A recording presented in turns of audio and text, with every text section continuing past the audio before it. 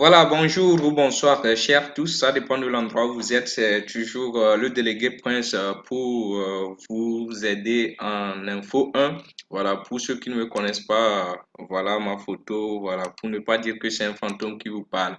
Voilà, aujourd'hui nous allons parler de la fonction concaténaire d'Excel. Voilà, parce que c'est une fonction qui revient souvent aux examens, parce que vous connaissez bien Monsieur Gozumé, pour ceux qui font la PASEG de l'Université de Lomé, c'est une fonction qui revient souvent. Voilà, donc nous allons parler rapidement de la fonction concaténaire. Et donc, nous venons ici. Moi, j'ai déjà saisi les données. Donc, j'ai un petit exercice qui peut vous aider à comprendre mieux la fonction concaténaire. Pour d'autres, c'est de bicher et aller le faire à l'examen. Pour d'autres, c'est de comprendre. Parce que ceux qui sont déjà dans dans les bureaux, ceux qui ont déjà un emploi, ils veulent comprendre, en fait, la fonction, cette fonction-là, et comprendre mieux Excel. Voilà. Mais je pense que si vous comprenez, c'est encore plus mieux. Donc, nous venons ici, vous allez voir l'exercice. La question, c'est de trouver le code, sachant qu'il est composé des deux dernières lettres du nom, du symbole bar, de l'année de naissance, d'arrobase et de l'âge. Voilà. Donc, ici, vous avez une liste des étudiants en économie et leur spécialité. Voilà, donc ici vous avez le nom, le prénom, la date de naissance, la spécialité, l'âge et le code. C'est le code que nous voulons trouver ici. Voilà, donc ici, vous voyez que vous avez de Aku jusqu'à Zato. Voilà, donc ce n'est pas arrangé par ordre alphabétique. Nous pouvons le faire, nous pouvons le faire. Je vais profiter de l'occasion pour vous montrer.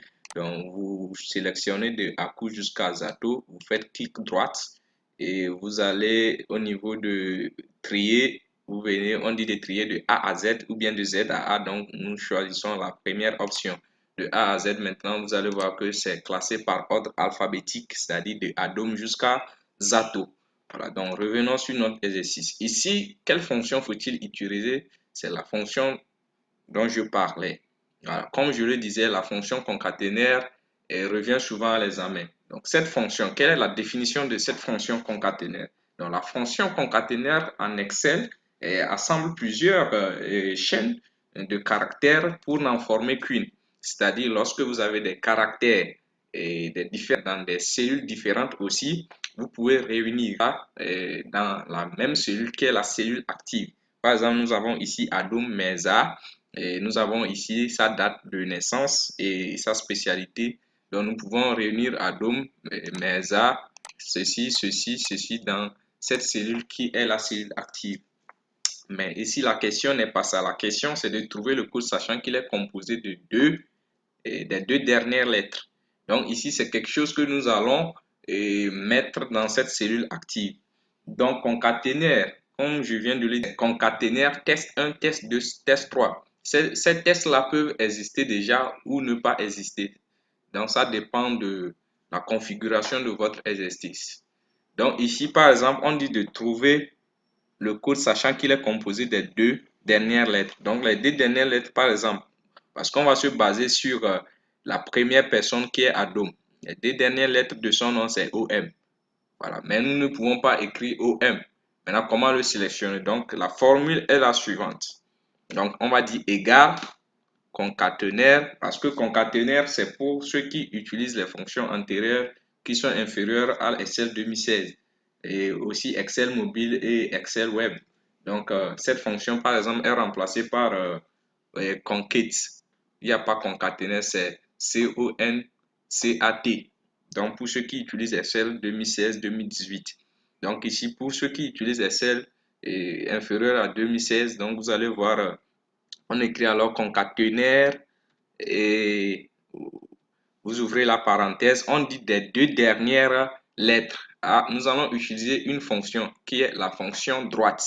Donc, nous allons utiliser la fonction droite dans concaténaire. En ce moment, on n'écrit plus égal. Quand tu mets égal, c'est faux. Là, nous allons mettre droite. Droite, ça va sélectionner les, les N dernières lettres. C'est clair d'un mot. Ou bien les N derniers caractères d'une cellule, de la valeur d'une cellule. Donc ici, je mets d'abord la cellule, c'est la cellule A, quoi? A2. Donc, je mets point virgule, je sélectionne les deux dernières lettres. Donc, je mets 2. Je mets point virgule. On dit maintenant du symbole bar. Donc, le symbole bar, puisque le symbole, on veut insérer un symbole là, il faut mettre ça en griffe. On met 3. 3 faire donne les griffes. Je mets ma barre et je referme. Point virgule. Si je voulais écrire par exemple Kojoda, comme c'est un test, je devais aussi mettre ça en griffe. Maintenant, on dit de l'année de naissance. Là, nous allons utiliser aussi la fonction année. Donc, année renvoie l'année de naissance d'une cellule qui contenait d'abord une date de naissance. Est-ce que vous voyez? Donc, ici, la cellule qui comporte une date de naissance pour la première, c'est la cellule C2. Donc, nous mettons alors année, et vous ouvrez la parenthèse, vous mettez alors C2, vous fermez point virgule maintenant, parce que c'est l'année de naissance, d'arrobase. Ici, arrobase, vous pouvez utiliser deux options, soit vous faites car 64, car entre parenthèses 64, ou soit, si vous voulez, vous pouvez faire alt 0, ça vous donne arrobase. Mais ici, nous utilisons car 64 pour montrer que nous sommes professionnels. Donc, vous avez déjà arrobase et de l'âge. Donc, l'âge de cette première personne se trouve dans la cellule E2. Donc, vous mettez E2. Voilà, vous fermez, vous faites entrer.